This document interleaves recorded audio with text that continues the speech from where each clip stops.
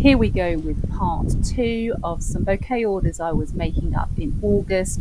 If you haven't seen part 1, just check out the link here in the corner because you may like to watch that one first. It seems, doesn't it seem awful to lose these buds to get the stem length? But if you want to grow cut flowers, that's the sacrifice that has to be made.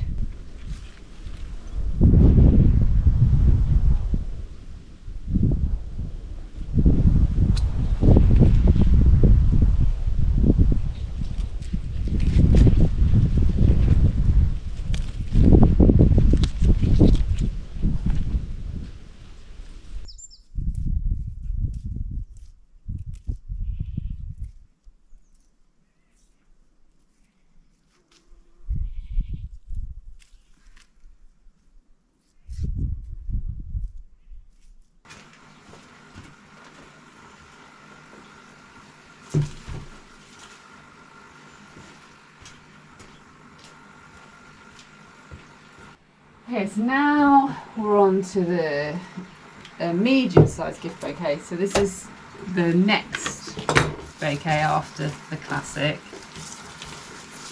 Do tell me if you're bored of these types of videos, because you've all seen me make these bouquets before. Or do you just like that it's different flowers, you know, and like to see as the season progresses different combos?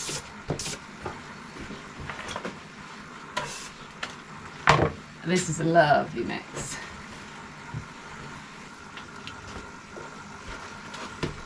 So all I'm going to do is take one of my care cards and I'm just going to hole punch the corner.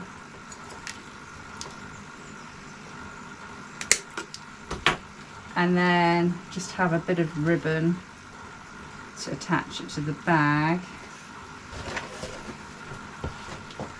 To one side of the handle. Oh, I think actually I usually do it like this.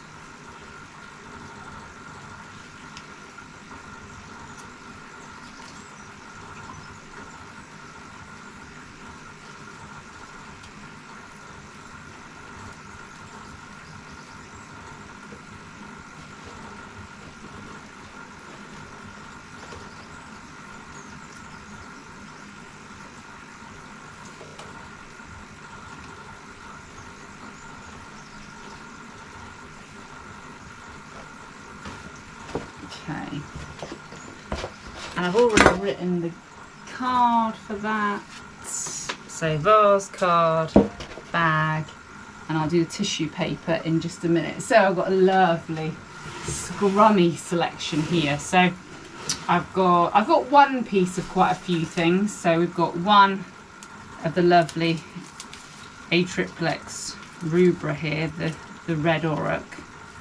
And I've got that because of the colour. And then I've got one very sorry for itself piece of Lavatra. I've gone and through and I've cut off all of the seed pods that have sort of gone brown.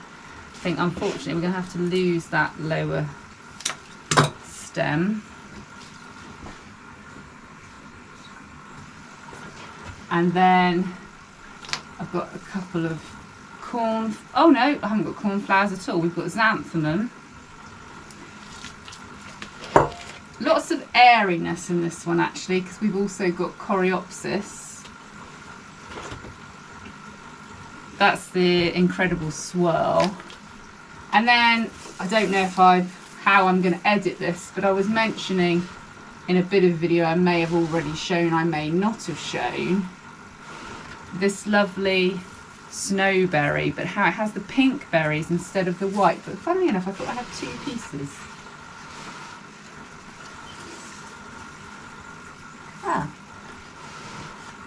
Maybe it's fallen out of the bucket. I'm sure I had two pieces of that, so I'll find out what's happened in a minute. So let's count. So that's 5, 6, 7. That would be 8. And then we've got two lovely Sweet William. So that would be 10.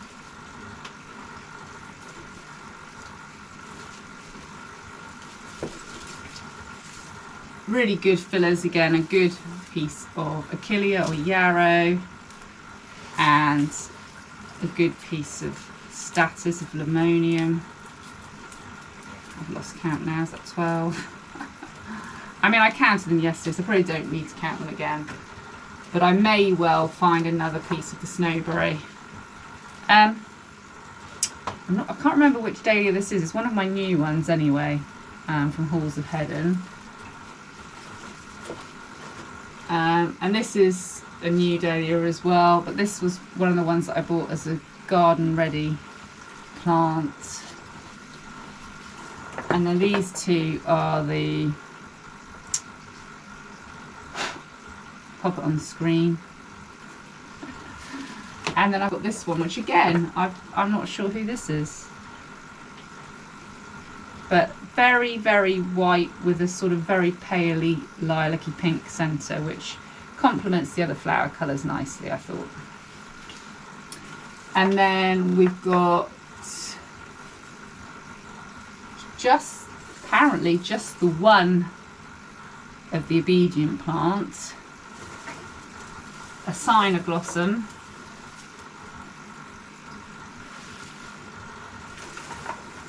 Oh, we have got cornflowers, but I've gone for the dark plummy burgundy cornflower.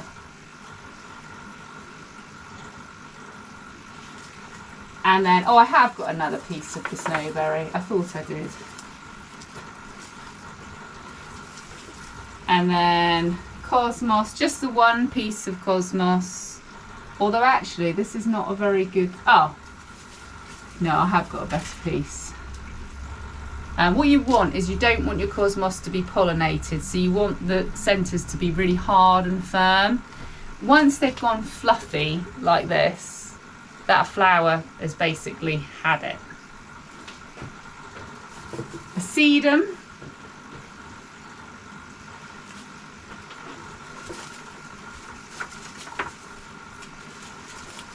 A perennial Gypsophilia. Some more apple mints, but not such a huge piece as I have put in the smaller bouquets. When I am making the gift bouquets, I like them to look full, but I don't know, just be a bit more delicate. So I don't need things to be quite as bulky as they were in the other orders. Helichrysum, Oregano, Dorcas, Helichrysum, and then we've got some lovely Nigella pods, and then we've got some of the Gold of Pleasure and some of the Panicum Frosted Explosion. And I thought I had canary, actually I think I probably decided not to put canary grass in there. I think I'm probably going for this as the grass instead. Right, okay, let's just strip the leaves of this a little bit more.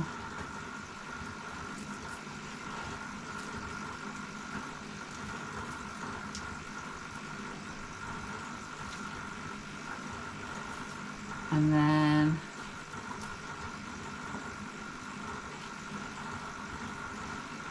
just going to edit it ever so slightly.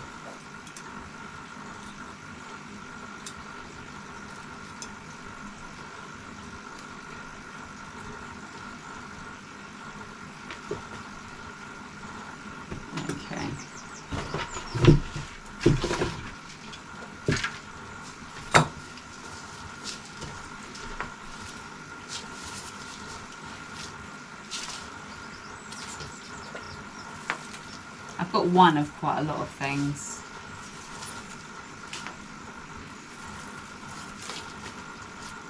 Yeah, one Cynoglossom, one Oregano, one Sedum, one of the obedient plant. We've got two cornflowers though.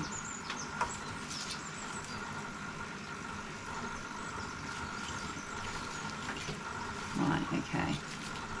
So I'm going to take my bulkier items first. So some Status and some mint, and then I've got that huge piece of Achillea in here somewhere. I'm going to put that at the opposite side of the statice because they're both pink.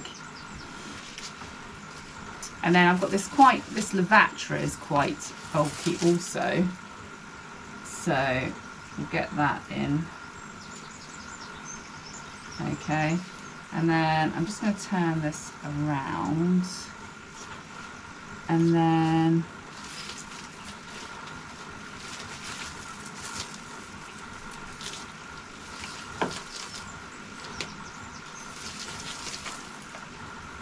I want to add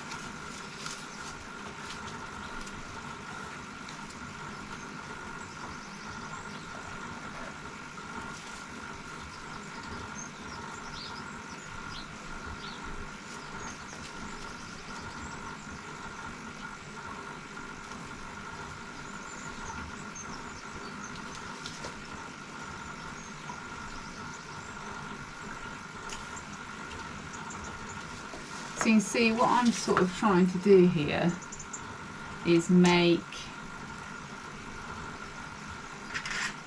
sort of a filler structure, if you like, and then we'll go ahead and add our focals on our more delicate flowers. Oh, that's a bit of damage.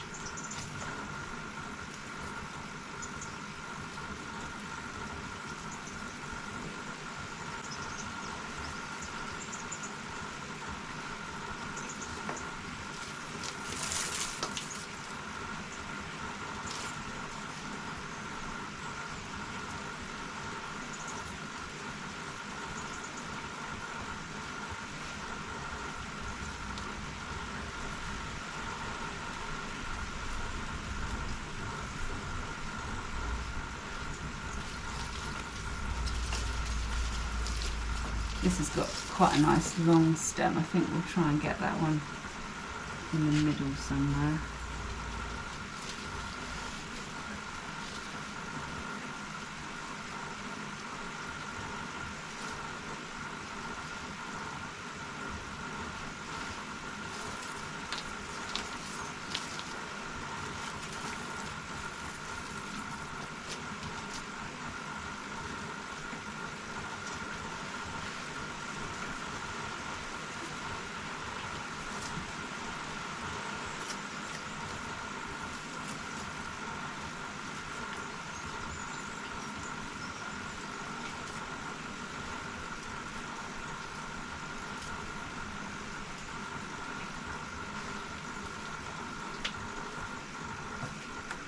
I'm putting all of my cornflowers in together, well, all 2 stems.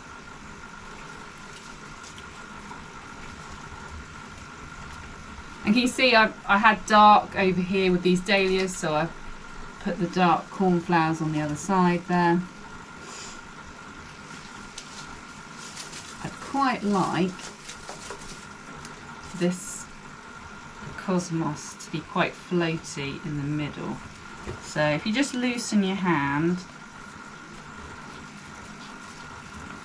and make sure you're sort of twisting as you're trying to put the stem in, because you don't want to snap your stem. Yeah, I just want those sort of floating above, nice and airy. And I can always mess with the heights again in a minute.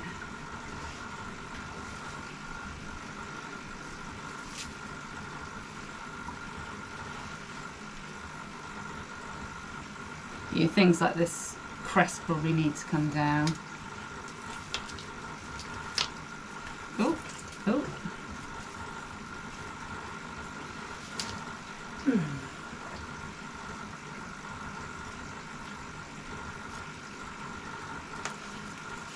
I love this sort of raspberry ripple type colour for bouquets. But I've got the coreopsis because I wanted a little bit of yellow, because sometimes I think a little bit of yellow does so much for any bouquet. In fact, we'll start to add a bit of the yellow now.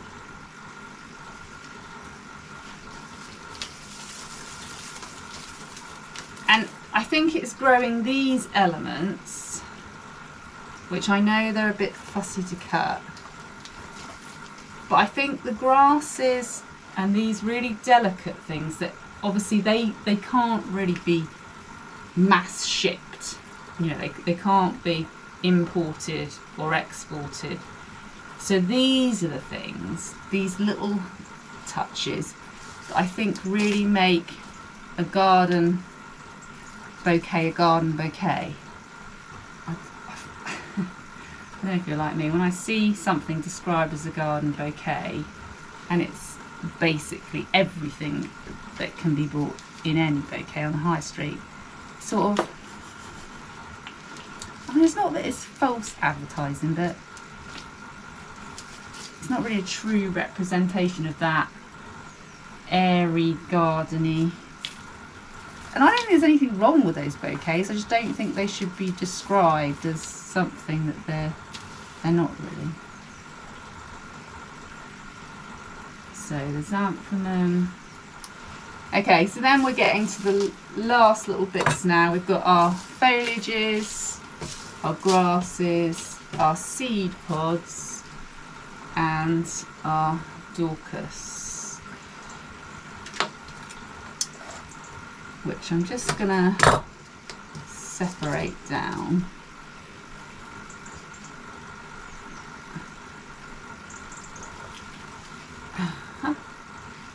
And I just want this one, the seed head, in the middle somewhat.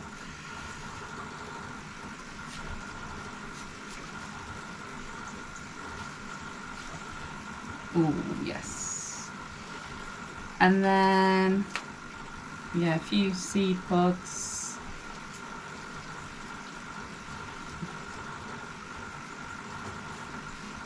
I mean, if I was doing a website where I sort of showed what the bouquets would look like, that's what I'd call this, raspberry ripple. But I don't do that because there's no way I'd put myself under the pressure to be able to have the exact flowers in a picture. So anything that's ordered from me is just grower's choice. You know, I will get people asking for specific flowers, but yeah, it would just make life very stressful to have the right things flowering in the garden. By being able to just take your pick of what's the best.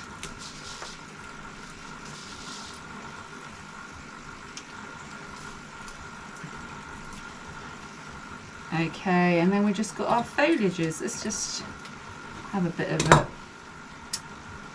stem snip.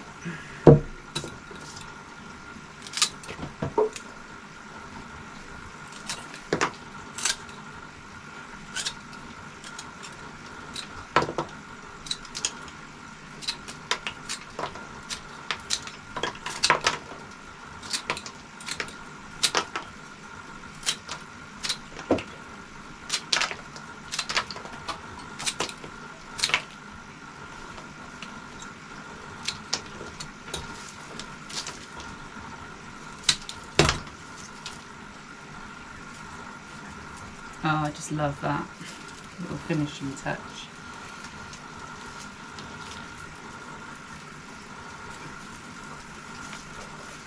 But that's a bit heavy.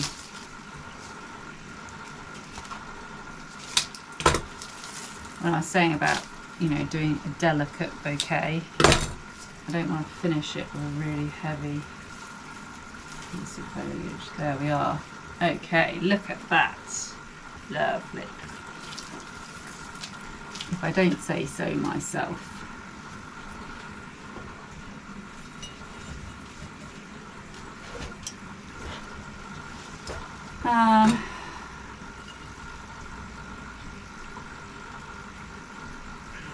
I'm always really scared to chop my stems because It's like chopping a bit of wood. Measure twice and cut once, because you can't add bits onto your stems.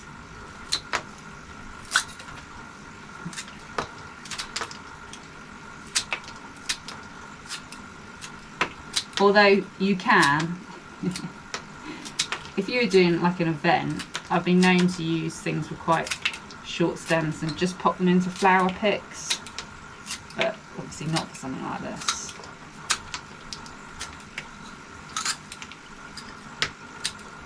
And I'm still cutting all these stems at an angle because these are going into a vase, and I don't want the stems to, if they've got a flat bottom and they hit the bottom of the vase, they can't take up water so well, whereas if they're chopped at an angle like that, there's negative space where they can still get a drink. So there we are.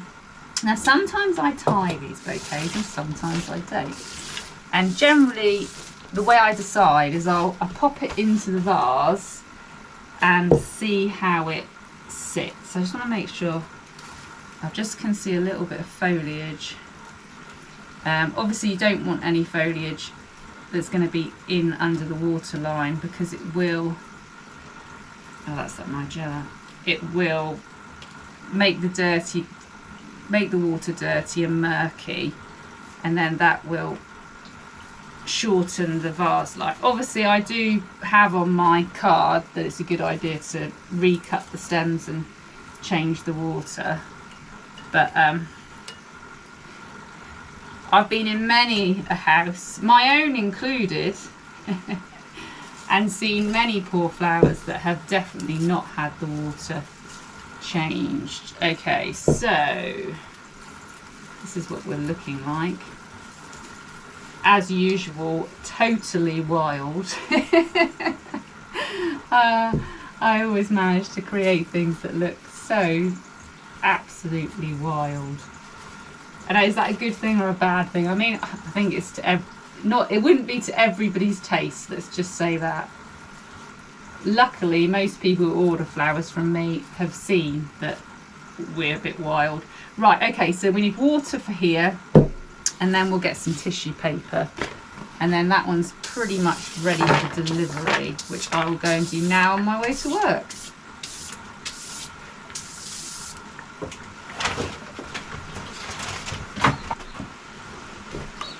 Now, I think I've mentioned in videos before, this is a little tool, so you're looking for 2 or 2.5 times the height of the vase.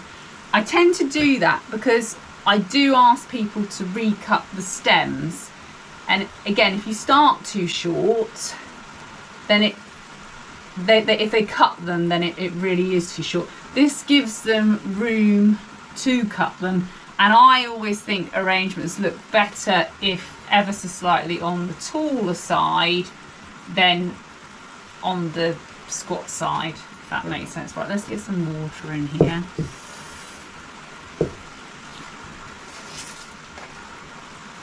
Oh, it's looking a bit bare here, isn't it? That's better. Where's that little bit of snowberry?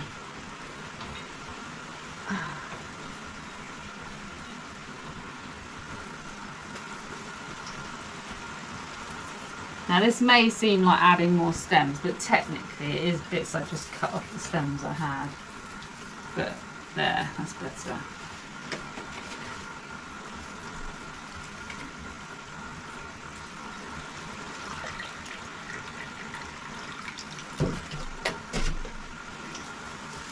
And I'm just going to chuck that away, because what often happens when you put the first little water in is it will just wash some debris off of the flower stems, and I want to deliver it in nice clean water, so then we'll go again.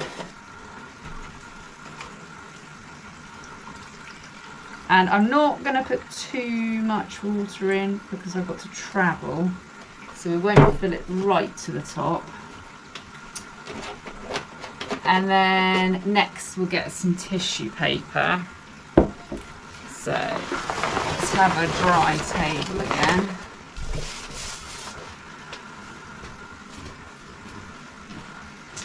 And I'm going to go because it's raspberry ripple, I'm going to go with a raspberry tissue paper.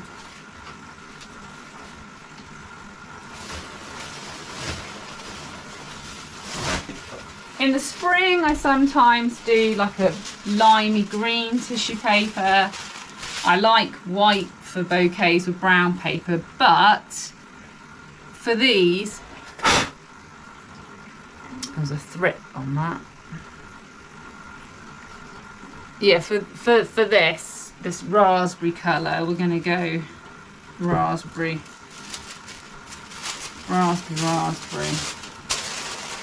And all I'm doing is sitting that on the tissue paper, and then we'll turn and do this one as well. And this is for several reasons. One, it helps to hold the flowers in the centre of the bag so that they're not going to fall over. And then secondly, it just is a little bit of the paper poking out the top of the bag is quite a nice aesthetic.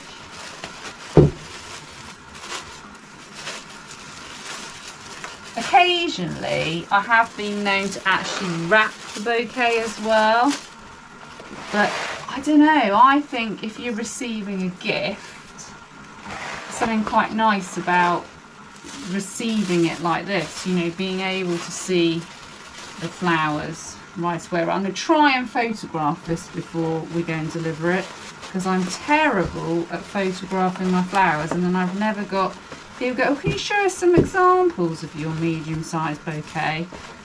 And I've never got any, so we'll just try and do a quick photograph of this one.